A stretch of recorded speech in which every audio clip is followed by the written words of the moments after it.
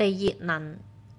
雖然地球內部有極之豐富嘅地熱能，但係呢啲能量係嚟自地面以下幾十公里嘅岩漿，唔係隨處都可以開採到嘅。能夠用到地熱能嘅地方，通常都係喺岩層出現裂縫嘅地方，或者係火山地帶附近。咁係因為喺嗰度嘅岩漿會比較接近地面，唔使鑽得太深就可以攞到地熱能。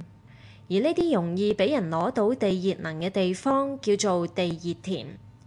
而家世界上已經有唔少地方用緊地熱能嚟發電嘅，例如意大利嘅托斯卡納、俄羅斯首都莫斯科、紐西蘭嘅羅托魯亞、冰島嘅首都雷克雅維克等等，都有地熱能發電站。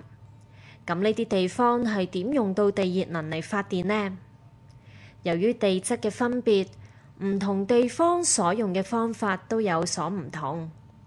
如果地熱田下嘅地下水源源不絕，岩石溫度較高，高溫高壓嘅蒸汽就會自然形成。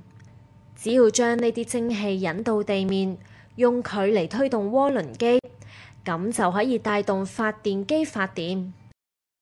但如果冇地下水，又可以點做呢？喺咁嘅情況之下，就唯有鑽井，將水引到熱辣辣嘅岩石上面，製造蒸汽發電啦。